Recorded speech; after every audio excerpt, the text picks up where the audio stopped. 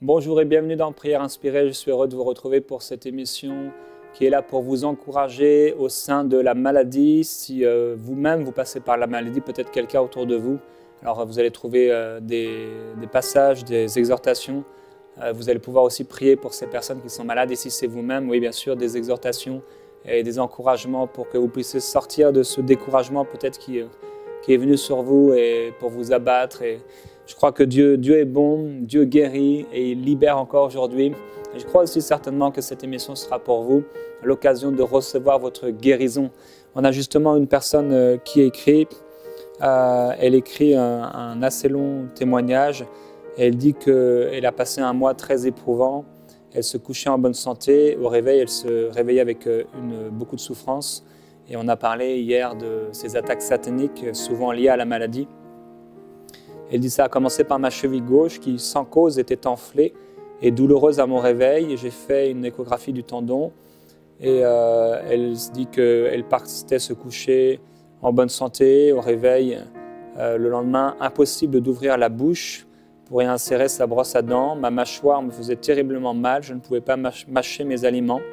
M'alimenter était une source d'angoisse et je souffrais beaucoup. Alors elle dit qu'elle a été voir un dentiste qui ne voyait pas ce qu'elle avait exactement. Il l'a mis sous antibiotiques pendant 5 jours. Il a dit qu'au bout d'un moment, après les 5 jours de traitement, il fallait lui arracher 6 dents. Elle ne comprenait pas exactement pourquoi. Elle a 34 ans. Donc ensuite, elle dit qu'elle n'a pas eu d'amélioration, donc elle ne s'est pas fait arracher les dents.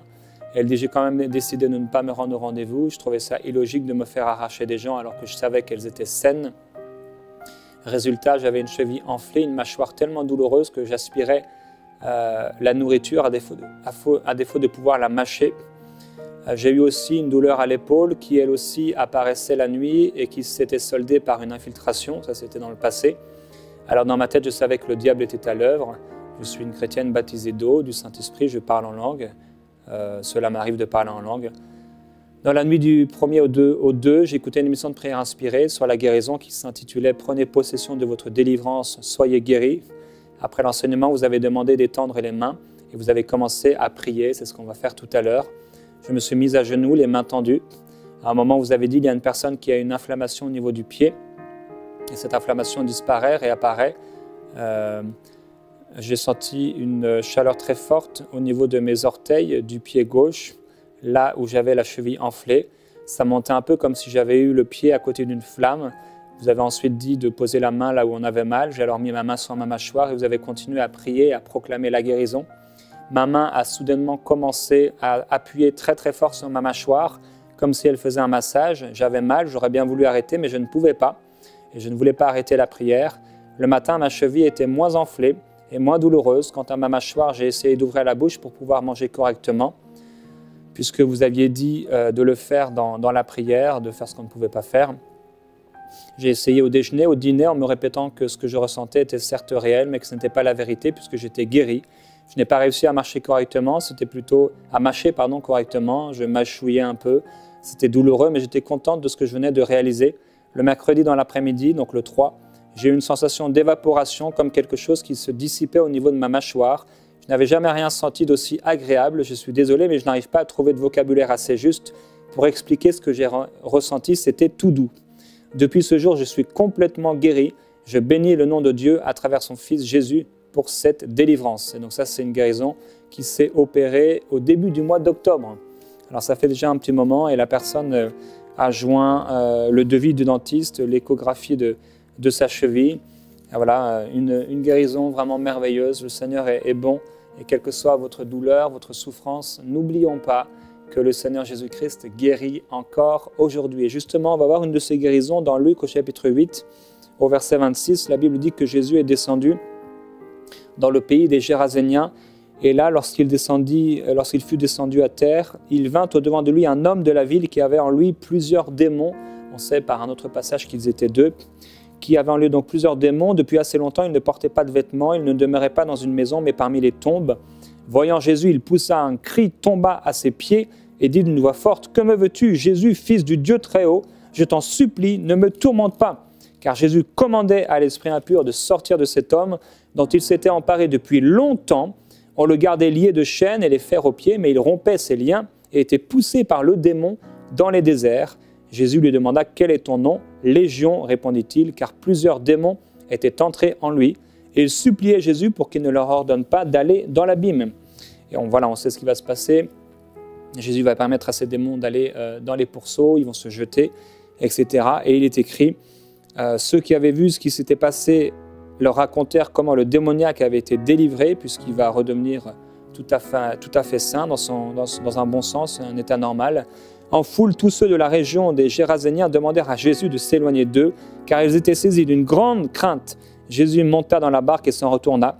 L'homme de qui étaient sortis les démons lui demandait instamment de pouvoir rester avec lui, mais Jésus le renvoya en disant « Retourne dans ta maison et raconte tout ce que Dieu t'a fait. » Et il alla et il publia tout ce qui lui était arrivé dans toute la ville.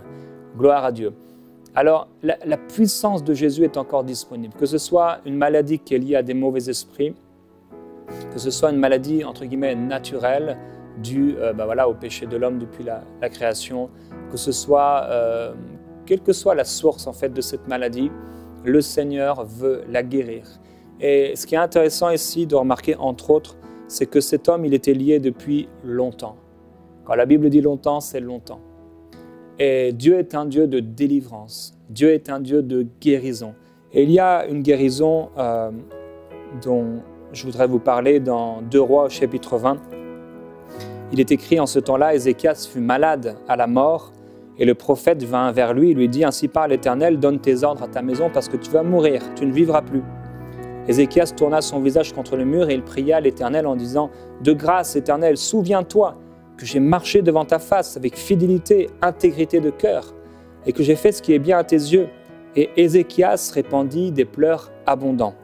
Ésaïe, qui était sorti, n'était pas encore dans la cour centrale lorsque la parole de l'Éternel lui fut adressée en ces mots. « Retourne dire à Ézéchias, conducteur de mon peuple, ainsi parle l'Éternel, le Dieu de David, ton père, j'ai entendu ta prière, j'ai vu tes larmes, et voici, je te guérirai.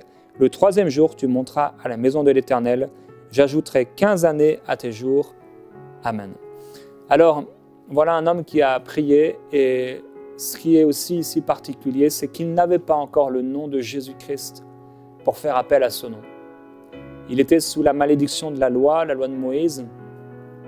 On sait que cette malédiction était assez violente, elle comportait pour celui qui ne marchait pas avec Dieu toutes sortes de maladies qui pouvaient s'attacher à cette personne. Et au contraire, la bénédiction, cette bénédiction de Moïse et aussi cette bénédiction plus tard d'Abraham, cette bénédiction, ceux qui marchaient avec Dieu, eh bien, ils étaient épargnés de toutes ces maladies, de ces démangeaisons, de toutes ces maladies dont il nous est parlé dans Deutéronome au chapitre 28.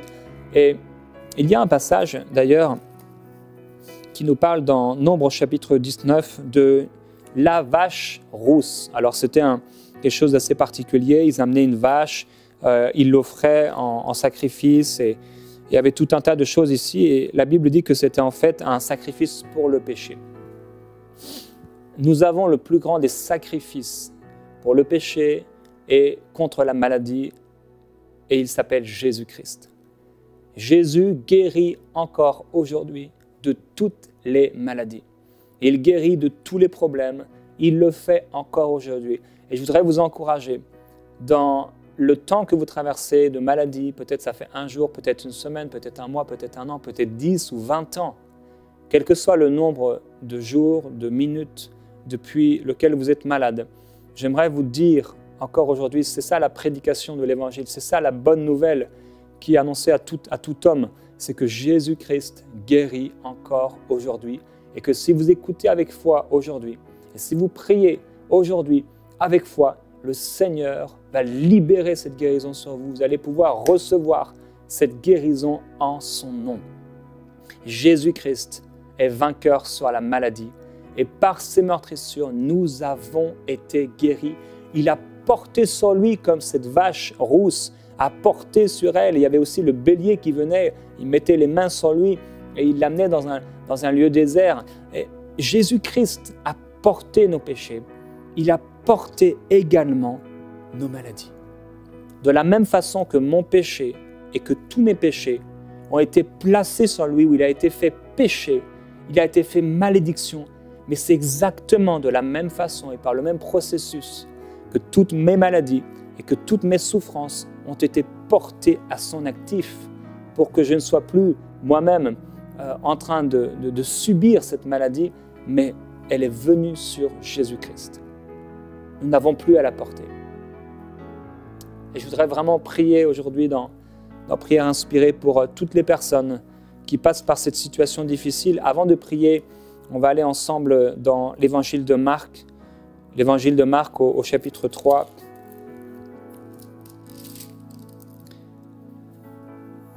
Jésus dit au verset 24, « Un royaume divisé contre lui-même ne peut subsister. Une maison divisée contre elle-même ne peut subsister. Si Satan se soulève contre lui-même, il est divisé, il ne peut subsister, c'en est fini de lui. Personne ne peut entrer dans la maison d'un homme fort et piller ses biens sans avoir auparavant lié cet homme fort, alors il pillera sa maison. Vous êtes un homme fort en Christ et il n'est pas normal pour l'enfant de Dieu d'être attaqué par la maladie, les épreuves et les difficultés et les persécutions et les tribulations dont Jésus nous a parlé, ce n'est pas la maladie. La maladie est vraiment une conséquence de la chute, une conséquence du péché, une conséquence de la loi du péché et de la mort qui nous rendait captifs et esclaves. Mais en Jésus-Christ, nous avons la promesse, non seulement de la vie éternelle, mais la promesse de la guérison divine. Et c'est pour ça que dans tous les lieux où il allait, Jésus-Christ guérissait tous ceux qui venaient à lui.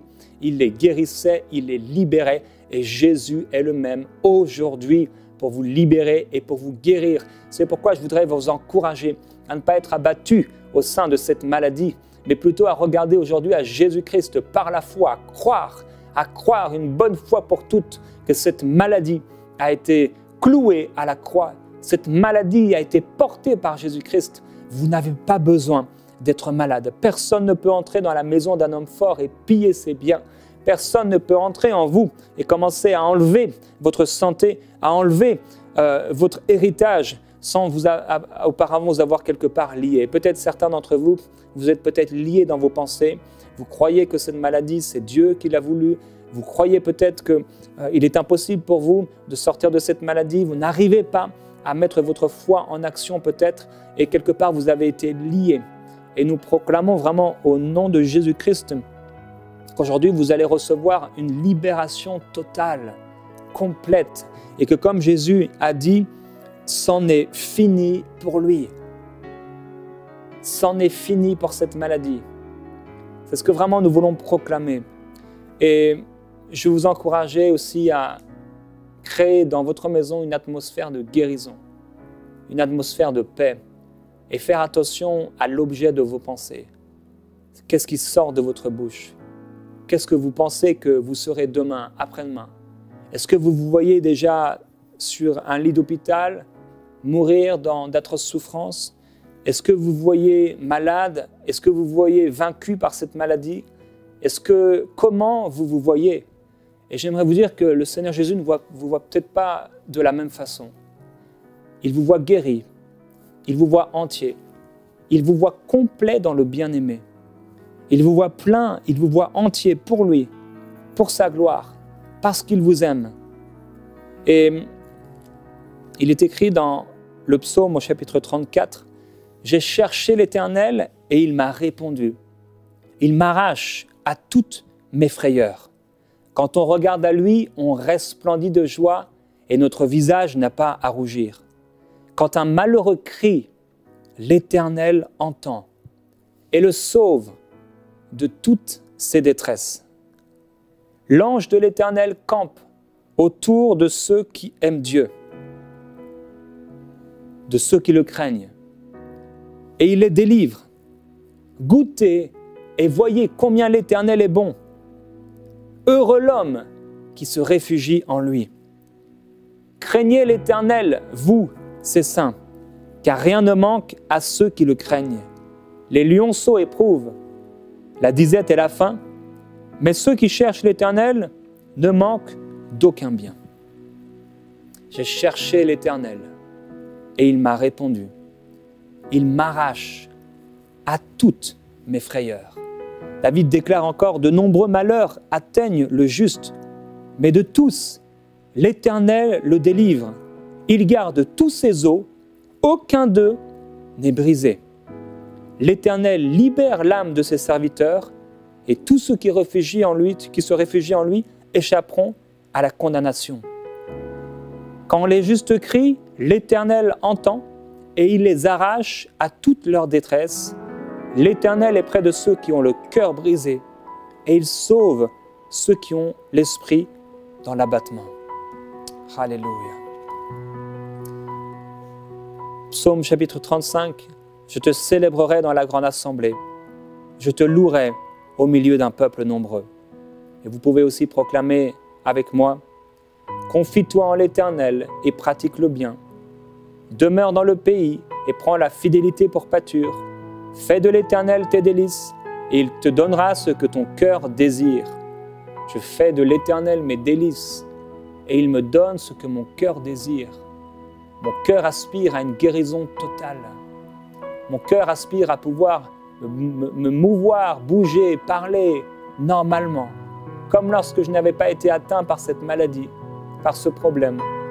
Et Dieu me donne ce que mon cœur désire. Remets ton sort à l'Éternel, confie-toi en lui, et c'est lui qui agira. Il fera paraître ta justice comme la lumière, et ton droit comme le soleil à son midi. Et nous savons que dans l'Ancien Testament, il y a cet homme qui a été malade, et la Bible déclare que même dans sa maladie, je crois que c'est le roi Asa, il ne consulta pas l'Éternel. Aujourd'hui, on consulte l'Éternel. Ceux qui espèrent en l'Éternel posséderont le pays, et ceux qui font le mal seront retranchés. Les humbles posséderont le pays. L'Éternel connaît les jours des hommes intègres, et leur héritage dure à jamais. Ils ne sont pas dans la honte au temps du malheur, et au jour de la famine, ils sont rassasiés. Peut-être c'est une famine de santé divine, et le Seigneur vous rassasie aujourd'hui. Les méchants périssent, les ennemis de l'Éternel, ceux qui se sont levés contre vous. Ils s'évanouissent en fumée, cette maladie s'évanouit. Ceux que bénit l'Éternel posséderont le pays. J'ai été jeune, j'ai vieilli, et je n'ai pas vu le juste abandonné, ni sa descendance mendiant son pain, et je le déclare au nom de Jésus-Christ. Nous n'aurons pas besoin de mendier auprès des médecins, auprès des docteurs, auprès du gouvernement, auprès d'un homme, pour recevoir la guérison et la santé divine. Mais je veux le déclarer, à cause de l'amour du Père, une pleine et une entière guérison, une totale délivrance pour vous qui marchez en Jésus-Christ. Alléluia, il y a un fleuve de guérison maintenant qui coule. Ça coule. C'est comme si ça vient de derrière moi. Et ça passe maintenant dans ces caméras pour vous toucher au-delà du temps, au-delà de la distance. Le Saint-Esprit maintenant envoie un fleuve de guérison sur plusieurs personnes. Et avant l'émission, au tout début de l'émission, j'ai ressenti une parole de connaissance pour quelqu'un qui est atteint, je ne sais pas si ça se dit comme ça, du mutisme. Ce sont des gens qui sont au niveau physique, qui n'ont pas une pleine compréhension, etc., qui sont limités dans leur intelligence, dans leur fonctionnement. Et le Seigneur guérit maintenant cette personne ou ces personnes au nom de Jésus-Christ. Alléluia. La gloire du Seigneur, il y a ce fleuve de guérison maintenant sur vous. Recevez par la foi une totale délivrance de la part du Seigneur Jésus-Christ. Alors que vous vous confiez à lui maintenant, il vous guérit. Il y a des douleurs qui s'en vont maintenant. Au nom de Jésus-Christ, j'ordonne à toute maladie de disparaître maintenant. Je proclame la guérison divine, la guérison dans les os, la guérison dans les muscles, dans les membres, la guérison dans le nom de Jésus-Christ. Alléluia. Merveilleux Jésus-Christ. Espère en l'Éternel, garde sa voie, et il t'élèvera pour que tu possèdes le pays. Tu verras les méchants retranchés. J'ai vu le méchant dans toute sa puissance, il s'étendait comme un arbre verdoyant. Celui qui te bat aujourd'hui, celui qui te combat aujourd'hui, il a passé, voici qu'il n'est plus. Je l'ai cherché, mais il était introuvable. Et c'est ce que tu peux déclarer dans la prière. Cette maladie, elle sera introuvable. Cette infirmité, elle sera introuvable. Cette tumeur, elle sera introuvable. Alléluia. Ce dysfonctionnement, il sera introuvable. Cette incapacité, elle sera introuvable. Ce dysfonctionnement, ce problème sera introuvable. Alléluia. Il y a un avenir pour l'homme de paix. Le salut des justes vient de l'Éternel. Il est leur forteresse au temps de la détresse. L'Éternel les secourt et les délivre. Il les délivre des méchants et les sauve parce qu'ils se réfugient en lui. Et maintenant, dans la situation dans laquelle vous vous trouvez, confiez-vous dans le Seigneur. Le psaume dit « Pourquoi t'as battu mon âme et gémis-tu sur moi? Attends-toi à Dieu, car je le célébrerai encore pour son salut. Mon âme a soif de Dieu, du Dieu vivant. Quand irai-je et paraîtrai-je devant la face de mon Dieu? Mes larmes sont ma nourriture, jour et nuit. Pendant qu'on me dit tout le temps, où est ton Dieu? Peut-être vous l'avez entendu. Où est ton Dieu dans cette maladie? Où est ton Dieu? Mais maintenant, nous faisons taire ces voix sataniques. Nous faisons taire ces voix d'accusation. Dans le nom du Seigneur Jésus-Christ, nous prenons maintenant le bouclier de la foi qui éteint les traits enflammés du malin. Nous nous parons de la parole de Dieu, cette épée de l'Esprit qui vient maintenant détruire cette maladie. Alléluia. Gloire à Jésus-Christ.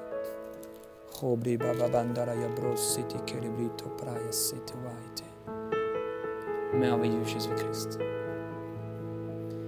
Alléluia. Oui, je veux te proclamer, Seigneur, la guérison des genoux, la guérison des articulations maintenant, les œdèmes qui disparaissent, les problèmes d'oreille maintenant, de surdité qui disparaissent dans le nom de Jésus-Christ. Je déclare, Seigneur, ta gloire sur tes enfants. La gloire sur tes enfants. Ils ne mourront pas et ils vivront. Et ils proclameront ta gloire. Père, je prie maintenant pour cette personne qui souffre et qui a été abattue. Fortifie-la. Remplis-la de ta gloire. Viens la fortifier. Viens la remplir, Jésus-Christ.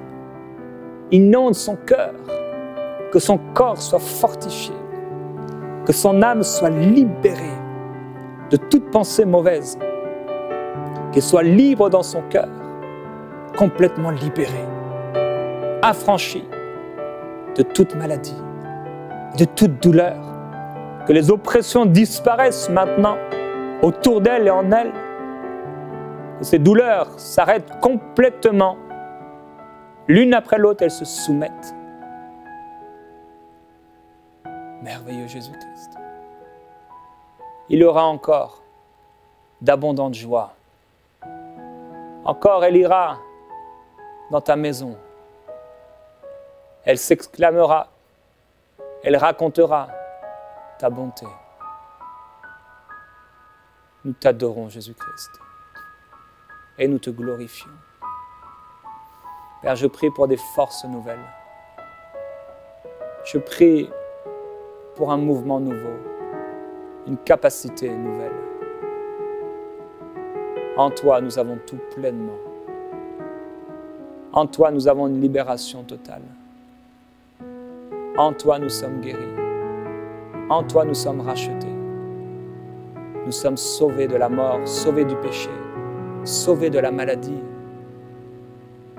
Et ce qui était plus fort que nous, cette maladie qui était plus forte que nous, eh bien, tu la pulvérises. Tu l'éloignes de ma maison. Tu l'éloignes de leur maison. Glorieux Jésus-Christ. Les pieds maintenant sont guéris. Les coudes, le foie, les reins, le cœur, le cerveau, le visage. Au nom de Jésus, les yeux sont guéris. Alléluia. tout organe dans l'intimité est guéri par la puissance de Jésus-Christ. Gloire à Jésus-Christ. Et maintenant, plusieurs personnes qui ressentent des picotements.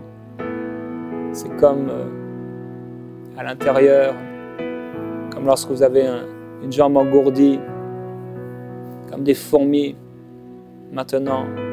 Et d'autres, certainement, ça chauffe. D'autres, c'est froid. D'autres, ça vient comme ça dans votre corps. Et c'est le Seigneur Jésus qui vient vous toucher maintenant. Oui, Père, je prie pour cette personne. Tu n'as pas dit ton dernier mot, Seigneur. Ou quelque part, tu l'as dit à la croix, tout est accompli. C'est pourquoi c'est ce que je veux déclarer sur cette personne. Que tout est accompli et que par tes meurtrissures, elle est guérie. Oui, je déclare ce fleuve, Seigneur, un fleuve puissant, ce fleuve de guérison qui coule et qui traverse les écrans maintenant. Qui traverse les écrans maintenant dans le nom de Jésus-Christ. Là où vous êtes, vous pouvez toucher votre écran, que ce soit un téléphone, un ordinateur, un iPad, quelque chose. Touchez-le maintenant. Par la foi, quelqu'un doit le faire. Et maintenant, tu reçois. Il y avait quelqu'un déjà peut-être qui est en train de toucher cet écran. Et maintenant, la puissance de Dieu traverse ton être, traverse ton corps. C'est Jésus-Christ, frères et sœurs. C'est lui seul qui peut le faire. Ni un homme, ni une femme, ni personne, ni un ange. Jésus libère encore aujourd'hui. Jésus guérit encore aujourd'hui. Il le fait par son amour pour toi. Parce qu'il est plein de bienveillance à ton égard. Maintenant même, ton corps est libéré. Que tu sois un enfant, un vieillard, un homme adulte, une femme, maintenant sois libéré, guéri. Là où tu te trouves, que ça fasse longtemps, très longtemps, ou quelques jours seulement. Maintenant, tu es libéré. Quel que soit ce que tu ressens maintenant, crois. Crois et tu verras la gloire de Dieu. C'est ce que Jésus dit. Crois et tu verras la gloire de Dieu. Ne t'ai-je pas dit que si tu crois, tu verras la gloire de Dieu. Alors ne doute pas. Prends courage. Ta foi t'a sauvé. Ta foi t'a guéri. Et pour quelqu'un, va et ne pêche plus au nom de Jésus-Christ. Que la gloire du Seigneur vienne sur vous. Et dès que votre témoignage est prêt, envoyez-le nous. Ça va édifier et fortifier beaucoup qui passent par les mêmes tribulations, les mêmes épreuves. Alléluia. Que la gloire du Seigneur repose sur vous. Et à bientôt dans Prière Inspirée. Dans les Saintes Écritures, Dieu déclare que le Messie viendrait pour être le sauveur du monde. La vie de Jésus prouve qu'il est bien celui dont les prophètes avaient parlé. Ésaïe a prophétisé que la Vierge deviendrait enceinte et qu'elle enfanterait un fils. Des siècles plus tard, la naissance de Jésus accomplissait cette prophétie.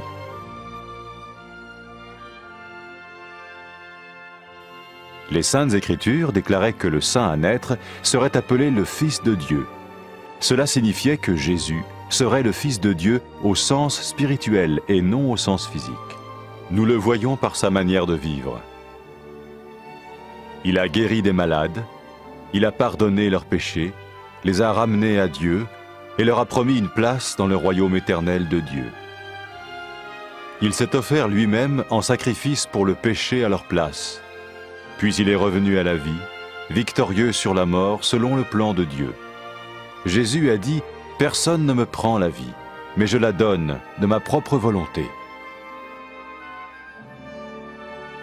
La vie de Jésus n'a pas seulement accompli les écrits des prophètes, mais elle a aussi confirmé la vérité de la sainte parole de Dieu. Les prophètes avaient écrit « Ta parole, ô mon Dieu, est parfaite, elle dure à toujours. »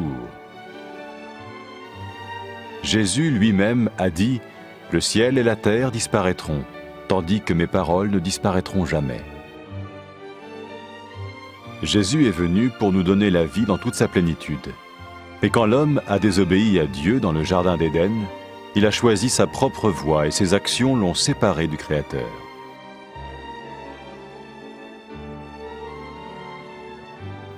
Les Saintes Écritures déclarent que tous ont péché et que le salaire que paye le péché, c'est la mort. Il s'agit de la mort spirituelle, éternelle séparation d'avec Dieu. Mais tout comme Dieu a donné un bélier pour qu'il meure à la place du fils d'Abraham, ainsi il a envoyé Jésus, le Messie, mourir à notre place. Sa vie, sa mort et sa résurrection restaurent la relation entre Dieu et tous ceux qui mettent leur confiance en lui. Maintenant, non seulement Jésus pardonne les péchés de ceux qui le suivent, mais il les sauve aussi du jugement éternel de Dieu. Ils sont sûrs d'aller au paradis et de vivre avec lui pour toujours. C'est cette vie et cette liberté de la culpabilité et du pouvoir du péché que Jésus offre à chacun aujourd'hui. Cela ne veut pas dire suivre une religion, mais choisir d'avoir foi en Jésus qui dit « Je me tiens à la porte et je frappe. Si quelqu'un entend ma voix et ouvre la porte, j'entrerai chez lui. »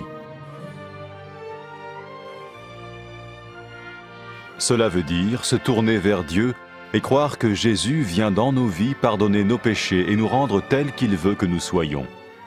Il ne suffit pas d'approuver intellectuellement ce qu'il dit, ni de vivre une expérience émotionnelle. Nous le recevons par grâce, au moyen de la foi, par un acte de notre volonté.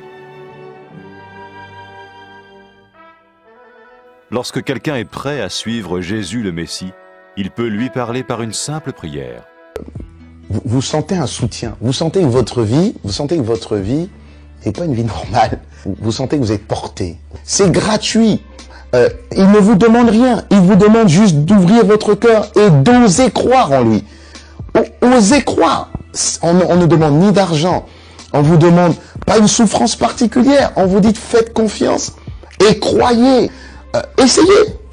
Vous n'avez rien à perdre. Essayez. J'ai essayé. Ça fait plus de 20 ans que je suis dedans. Et je ne repartirai pour rien au monde. Aucun milliard au monde ne me fera changer d'avis et me séparer de lui. Impossible. Donc, osez Jésus avant qu'il soit trop tard. Osez. Ne le faites pas demain. Faites-le maintenant. Et quand la fin de votre vie arrivera, parce qu'elle arrivera pour tout le monde, pour moi et pour les personnes qui me regardent, ou même pour les personnes qui sont derrière cette caméra, au moins vous serez sûr que vous partez avec celui qui vous a donné une nouvelle vie. Cette vie peut commencer maintenant, dès que vous l'acceptez, et cette vie continuera après que la mort soit venue. La mort n'est qu'un passage pour une autre vie beaucoup plus belle. Mais vous avez la possibilité d'oser cette nouvelle vie maintenant, tout de suite. Faites-le maintenant, tout de suite. N'attendez pas demain, ni après-demain. Faites-le maintenant, tout de suite. Prenez 1 minute et faites-le. Je vous en prie, vous ne serez pas déçus.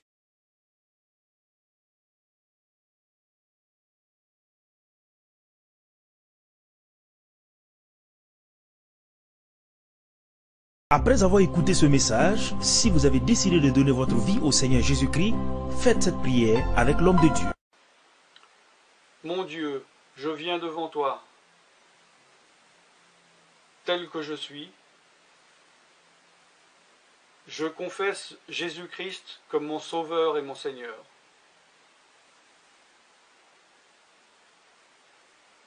Je crois qu'il est mort sur la croix pour mes péchés, qu'il a porté ma condamnation. Il a porté mes péchés et mes maladies. Que Jésus-Christ est le Roi des rois et le Seigneur des seigneurs. Qu'il est le Fils de Dieu. Qu'il est maintenant ressuscité et assis à la droite du Père. Et il prie maintenant pour moi. Je me suis détourné de mes péchés et je veux obéir à ta parole.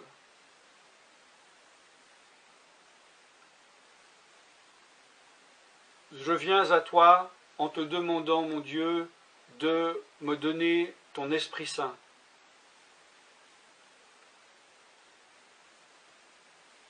Remplis-moi de ton esprit, afin que tu ne sois plus à l'extérieur de moi, mais que tu viennes habiter en moi.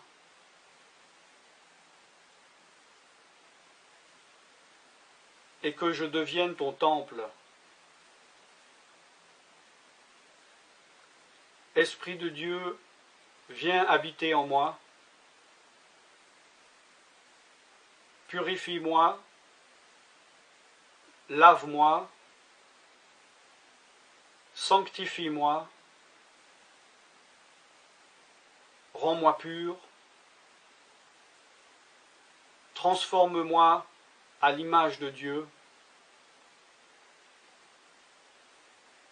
Je te remercie car je crois que tu m'as donné ton esprit,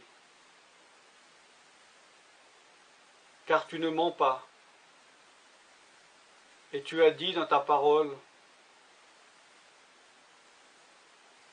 que tu donnes à celui qui te demande. Je fais cette prière au nom de Jésus-Christ. Amen.